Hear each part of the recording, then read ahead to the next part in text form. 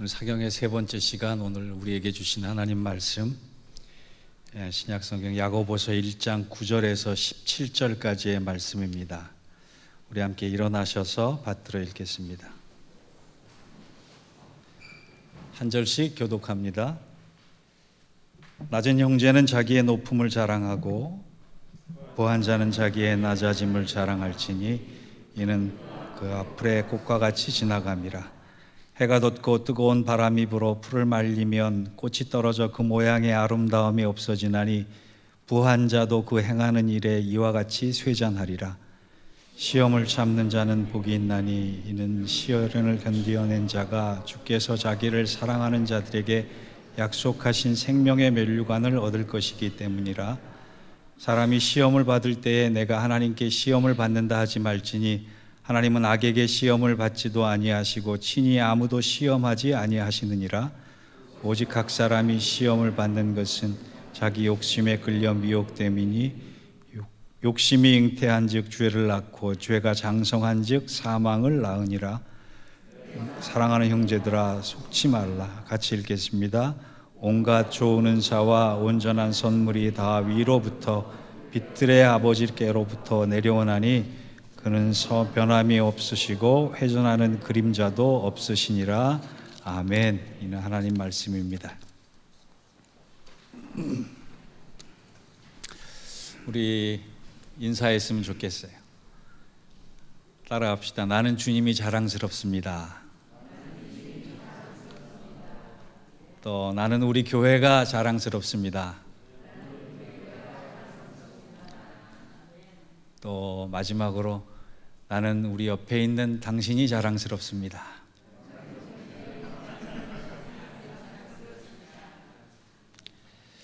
제가 여러분에게 질문 한 가지를 먼저 던집니다.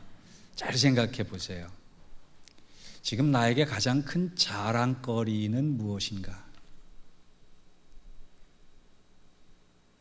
지금 내가 자랑을 한다면 무엇부터 자랑할 것인가? 한번 생각해 보세요. 그리고 대답해 보세요. 저는 어느 해 송년주일에 매듭짓기란 설교를 한 적이 있습니다. 인생의 매듭을 잘 져야지만 다음 단계로 전진할 수 있다는 내용이었는데, 설교가 끝나고 집에 돌아가서 곰곰이 생각을 했는데, 하나님께서 내게 미국에 보내주신 이유가 공부 때문인데 공부를 매듭을 못 진 거예요. 이건 하나님께 대한 나의 불충이다 싶어서 공부를 다시 시작해야겠다. 여기저기 알아본 결과 제가 예전에 공부했던 코스웍을 받아주는 학교가 있어서 그 학교에 들어가서 2년 동안 논문을 써서 2년 전에 박사학위를 받았습니다. 그런데 이 박사학위 받은 게 진짜 자랑거리가 아닌 줄을 알기 때문에 성도들에게도 굳이 알리지 않았습니다. 아니, 좀 더 정확히 말하면 목사가 박사가 되는 것이 더 자랑스러운 것이 아니라 그보다 더 자랑스러운 것이 있기 때문임을 알았기 때문이에요. 제가 공부해서 학사, 석사, 박사가 되는 것보다 목회하면서 아주 신실한 모습으로 남에게 밥 사주고 일상에서 감사하고 필요한 곳에 봉사하고 성도들에게 천사가 되어주는 것이 박사보다 훨씬 중요하다라고 하는 것. 그것이 제가 목회를 하면서 깨달은 거예요. 그래서 저는 결코 박사가 자랑스럽지 않습니다. 오히려 제가 감사할 수 있는 것이 훨씬 더 자랑스럽습니다. 제가 봉사하는 것이 훨씬 자랑스럽습니다. 제가 우리 성도들에게 천사가 되는 것이 훨씬 더 기쁜 일이에요. 굳이 제가 뺀 이유를 알겠죠? 밥 사달라는 얘기. 저한테 밥 사달라 그러시면, 너무 많이 사달라 그러시면 조금 곤란합니다. 그래도 요청하시면 사드리겠습니다. 왜? 그것이 하기보다 더 중요한 은사이기 때문에. 성경에서 자랑이라는 단어를 가장 많이 사용한 사람은 사도 바울입니다. 신약 성경에 자랑이라는 단어가 총 59번이 사용이 되었는데 그 중에 55번을 사도 바울이 사용한 단어예요. 자랑이라는 단어는 사도 바울의 전유물처럼 여겨지는 단어입니다. 우리가 보통 자랑스럽게 생각한다 여기는 것은 세 가지 의미를 포함하는 것 같습니다. 첫째, 사람들에게 말할 수밖에 없게 만드는 것. 그거 자랑하지 않으면 안 되는 것 같아요. 내가 뭐 마음에 품고 있기가 너무 안타까운 거예요. 누군가에게 얘기해야지만 될 것 같은 거예요. 두 번째, 자랑스럽게 여긴다는 것은 생각만 해도 너무 기쁜 일이고 삶의 의욕을 느끼게 해주는 것이에요. 그것만 생각하면 내가 힘이 나요. 그것만 생각하면 삶의 보람이 느껴져요. 그것을 자랑이라 그래요. 세 번째, 자랑스럽게 여긴다라고 하는 것은 자신에게 중심이 되고 힘을 주는 것이 자랑스럽게 여기는 겁니다. 즉, 다른 말로 하면 내가 자랑스럽게 여기는 어떤 것은 나를 사로잡고 있는 것과 똑같은 거예요. 나를 사로잡고 있기 때문에 내가 말하지 않으면 견딜 수 없고 드러내지 않으면 견딜 수 없는 거고 그것만 생각하면 기쁘고 그것만 생각하면 힘이 되는 거예요. 근데 사람마다 그 자랑거리가 다 틀립니다. 어떤 사람은 재산이고 어떤 사람은 학식이고 어떤 사람은 자녀이기도 합니다. 어떤 사람은 외모이기도 하고 어떤 사람은 경험이기도 합니다. 그런데 제가 말씀드렸듯이 신약 성경에서 자랑이라는 단어를 거의 독점하다시피 쓴 사도 바울의 자랑은 무엇이었을까요? 갈라디아서 6장 14절을 보면 우리가 잘 아는 구절이 있습니다. 그러나 내게는 우리 주 예수 그리스도의 십자가 외에는 결코 자랑할 것이 없으니 그리스도로 말미암아 세상이 나를 대하여 십자가에 못 박히고 내가 또한 세상에 대하여 그러하니라.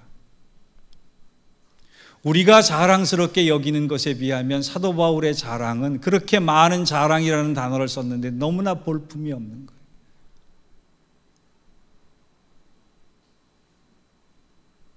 그런 의미에서 우리 신앙은 주님 앞에 진짜 자랑해야 하지 말 것을 자랑하고 살고 자랑해야 할 것은 자랑치 못하고 사는 것이 아닌가라고 하는 생각을 합니다.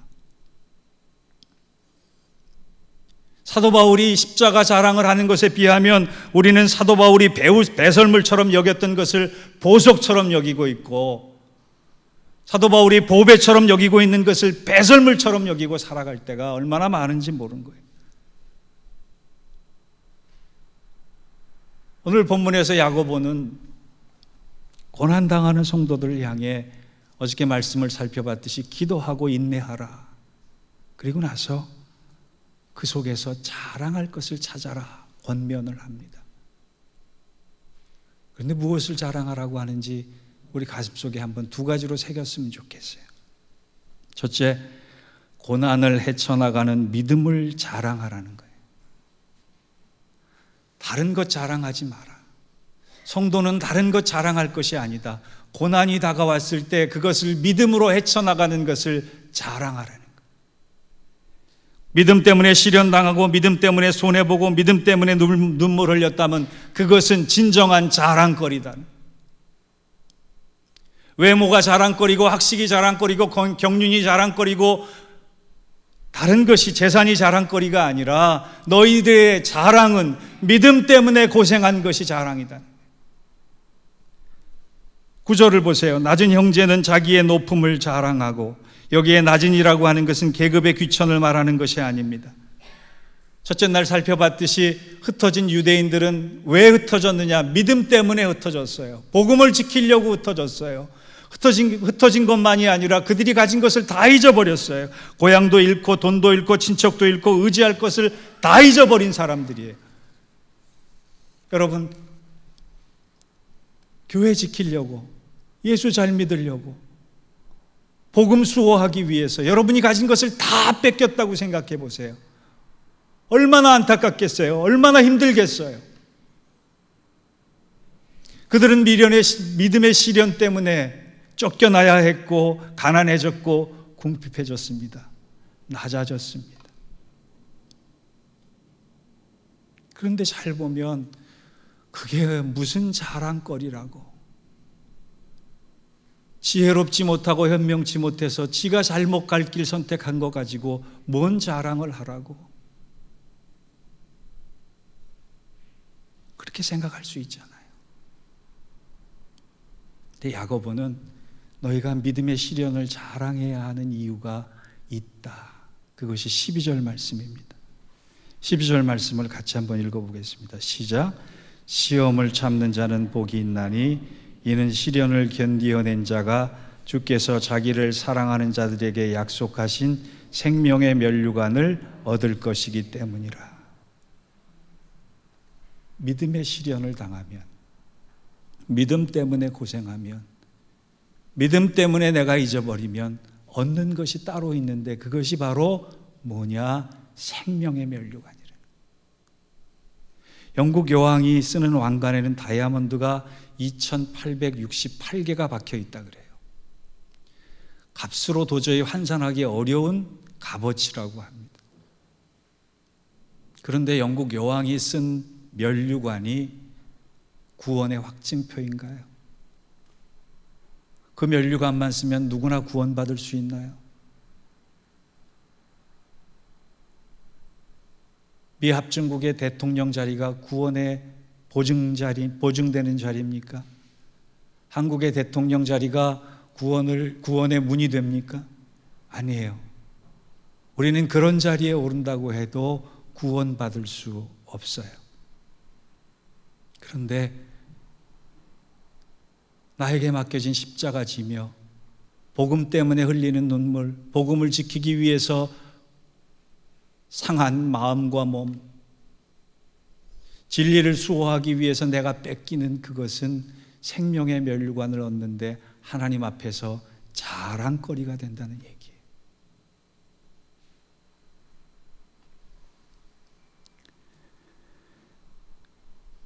여러분, 무엇을 자랑하고 싶어 하십니까?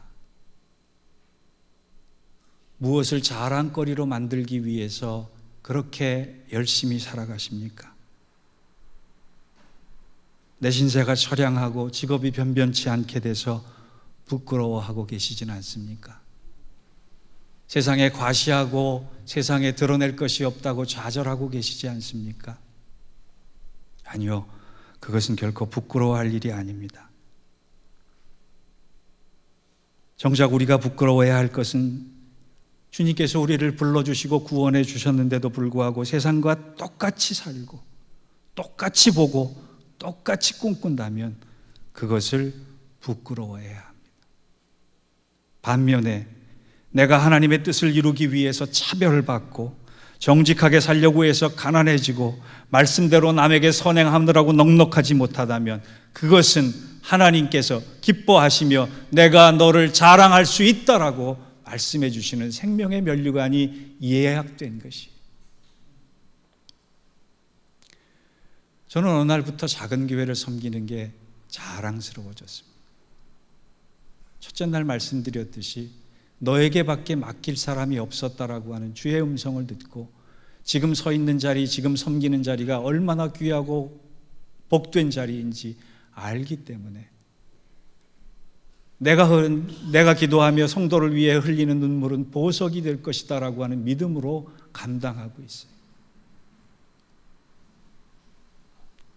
여러분, 변화된 삶을 살기 위해서, 믿음대로 살기 위해서 상처받고 아픔을 가지고 생채기가 난다면 기뻐하십시오.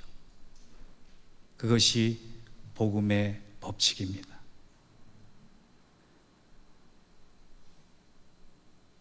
땅콩 박사로 유명한 조지 워싱턴 카버 박사는 흑인 노예였습니다. 그러나 죽을 때는 미국에 사는 흑인이나 백인이 모두 존경하는 뛰어난 과학자이자 신앙인이 되었습니다. 그가 한 마지막 연설에서 아주 감동 깊은 한 문구를 우리는 공유할 수 있습니다. 하나님, 나를 올라온 높이로 재지 말고 내가 헤쳐나온 깊이로 재어 주십시오. 위대한 과학자가 됐다고 해서 자랑할 것이 아니라, 수많은 발명품을 만들어냈기 때문에 훌륭한 것이 아니라, 내가 흑인 노예로 태어났다가 하나님 믿는 그 믿음 하나 때문에 헤쳐나온 그 노력과 눈물과 깊이로 내 인생을 평가해 주십시오. 여러분, 그것이 생명의 멸류관입니다. 성경을 보면 하나님께서 유일하게 자랑하고 싶어 하시던 사람이 있었어요. 그 사람의 이름은 욥입니다. 사탄이 하나님을 향해서 이렇게 얘기합니다. 하나님, 세상을 찾아봤더니요, 세상에 다 널려진 사람들이 헛믿고 있습니다. 겉으로는 다 하나님 믿는다고 그러지만 제가 보기엔 다 가짜입니다. 정말 하나님의 자랑이 될 만한 사람이 하나도 없습니다 라고 했을 때 하나님께서 자신만만하게 내 자랑할 사람이 한 사람 있다. 동방에 사는 의인 욥이라는 사람이다. 믿음이 혼탁한 이 시대에 저와 여러분, 믿음의 단련을 통하여, 믿음의 시련을 통하여 하나님의 자랑거리가 될 수 있는 은혜를 덧입기를 주의 이름으로 축원합니다. 믿음 때문에, 복음 때문에, 교회 때문에 눈물 흘리는 그 사람들 하나님 기뻐하실 것입니다. 두 번째로 자랑해야 할 것은요, 내 욕망이 이루어짐을 자랑하지 말고 예수님에 이끌려 십자가에 이끌려 살아감을 자랑하라는 거예요. 여러분, 은퇴하신 배우 중에 한 사람인 임동진이라고 하는 배우가 목사가 됐습니다. 목회도 은퇴한 걸로 알고 있는데 그분의 간증을 우연치 않게 듣게 됐는데 그분의 간증 중에 이런 대목이 나옵니다. 자신의 교회에 새벽 기도를 마치고 있는데 평소 다니던 한 권사님이 통곡을 하면서 기도를 하더래요. 여러분, 새벽 기도 때 통곡하며 기도하는 성도가 있으면 목사 깜짝 놀랍니다. 그래서 무슨 일이 있나라고 해서 귀를 기울이고 그 권사님의 기도를 들어봤더니 이런 기도였어요.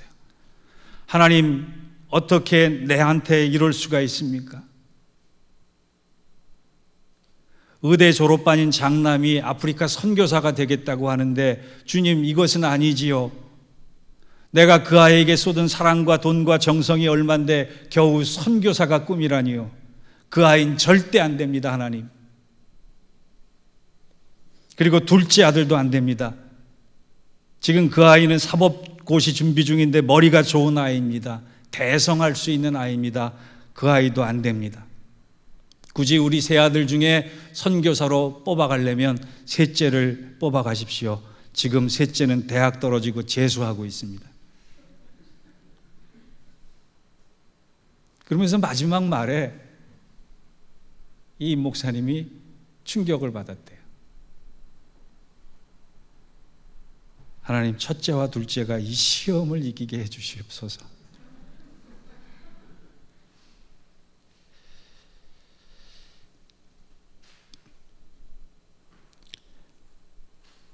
우리 어머니가 이런 기도 안 하셔서 저 목사 된 것 같아요. 여러분, 욕심이라고 다 나쁜 것은 아닙니다. 욕심에는 거룩한 욕심이 있고 타락한 욕심이 있습니다. 거룩한 욕심은 하나님의 뜻을 쫓는 욕심이고 타락한 욕심은 세상을 쫓는 욕심이에요. 타락한 욕심은 악도 괜찮으니 가지기만 하면 된다는 욕망 덩어리입니다. 전 태어나서 처음 오늘 이 자리에서 고백을 합니다. 아내에게도 얘기를 안 했던 부분인데요. 저는 일생 중에 가장 부끄럽고 후회되는 기도를 드린 적이 있습니다.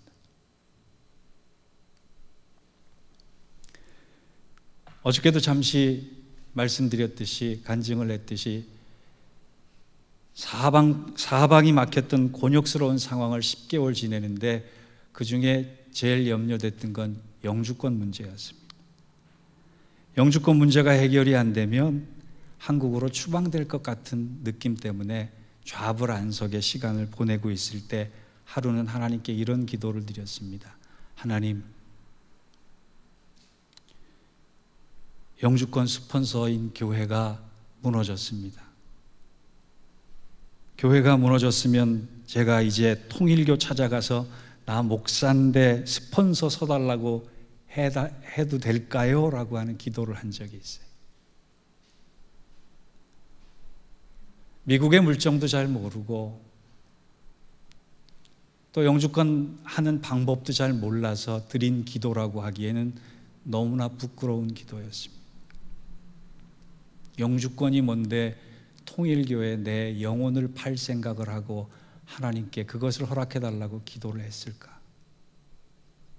지금도 그 기도했다는 생각을 하면 얼굴이 화끈거려서 부끄러울 지경이에요.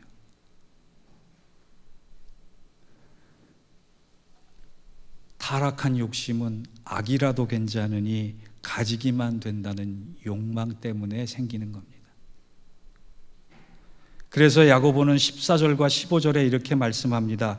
오직 각 사람이 시험을 받는 것은 자기 욕심에 끌려 미혹됨이니 욕심이 잉태한 즉 죄를 낳고 죄가 장성한 즉 사망을 낳느니라.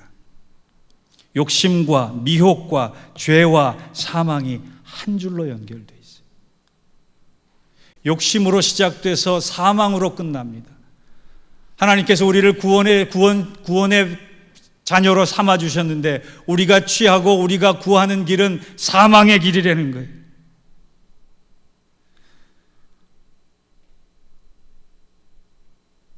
사탄은 나에게 좋은 것은 모두 세상으로부터 온다고 속삭입니다. 우리 이 속삭임에 얼마나 잘 넘어가고 있는지 몰라요. 그래서 수없이 많은 타협과 변명과 하나님 앞에 핑곗거리를 가지고 신앙생활할 때가 얼마나 많은지 몰라요. 여러분, 코로나 때문에 여러분의 믿음이 더 커졌습니까? 여러분의 믿음이 더 옅어졌습니까? 하나님, 코로나 때문에 내가 하나님께 기도하지 않아도 괜찮지 않습니까? 하나님, 코로나 때문에 내가 헌신하지 않아도 괜찮지 않습니까? 하나님, 내가 코로나 때문에 걱정이 돼서 다른 사람과 교제하지 않아도 괜찮지 않습니까? 사탄이 속삭여요. 코로나 때문에 괜찮아.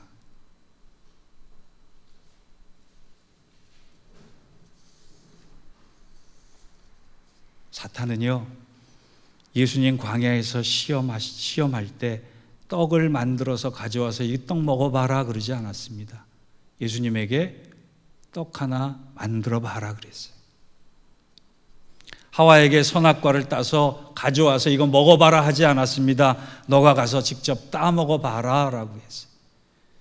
사탄이란 녀석은요, 손 하나 갖다 가지 않고 분위기만 잡아요. 그런데 우리는 그 분위기에 넘어가요. 그 속삭임에 넘어가요. 그래서 수많은 신앙의 변명거리를 가지고 하나님 앞에 나갑니다.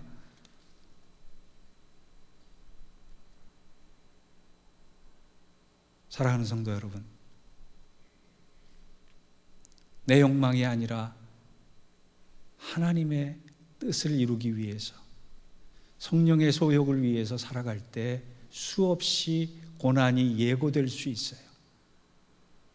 그러나 그것을 믿음으로 감당할 때, 믿음으로 이겨낼 때, 믿음으로 극복하고 견디고 승리할 때 하나님은 그 성도를 자랑하신다는 거예요. 이제 말씀을 마치려고 합니다. 어떤 성도가 경제적으로 너무 어려워져서 내가 이대로 살면 살 수 없겠다 싶어서 돈을 빌려서 장사를 하기 위해 조그마한 차를 구입을 했습니다.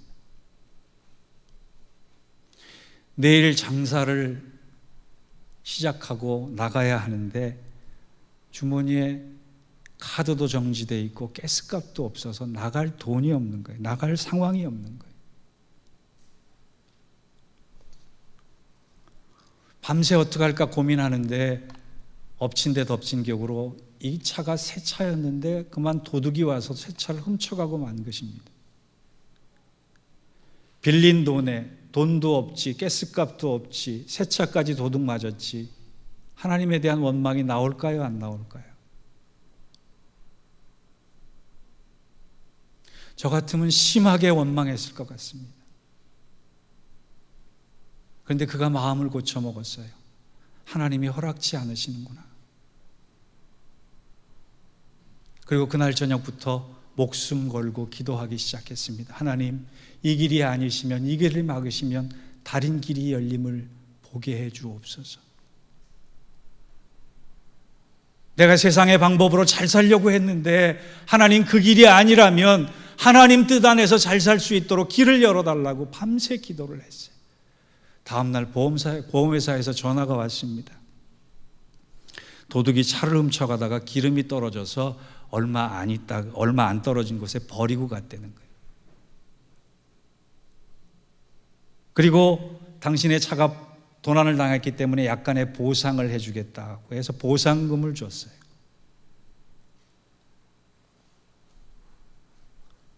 보상금으로 장사를 시작할 수 있었다는 거예요.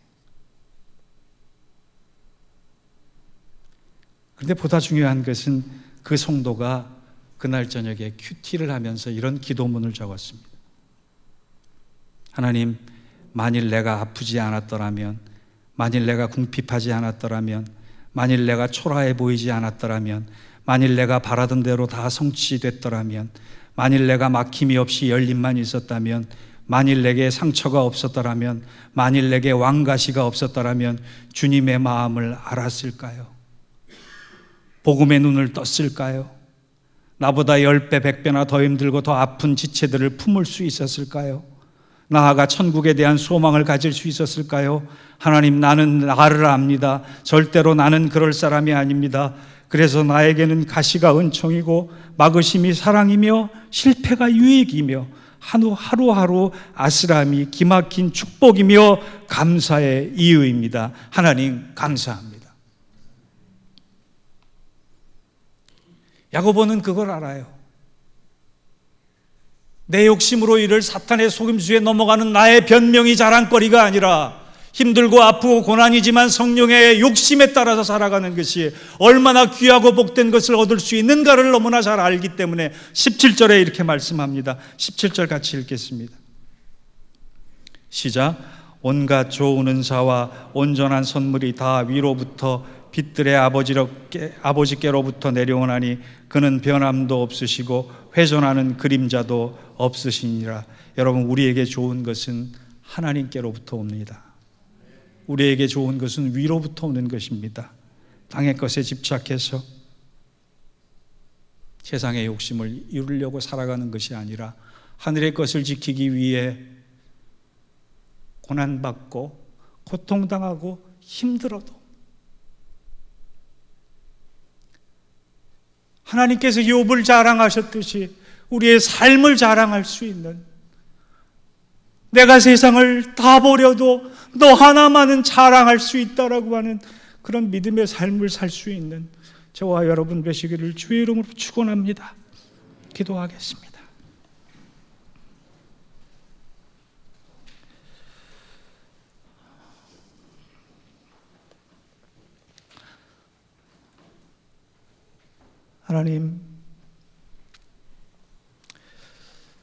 하나님의 자랑거리가 되라는 기대를 가지고 우리를 부르셨는데 오히려 하나님을 욕되게 하고 부끄럽게 한 것은 아닌지 지난 시간 우리의 신앙을 돌아봅니다.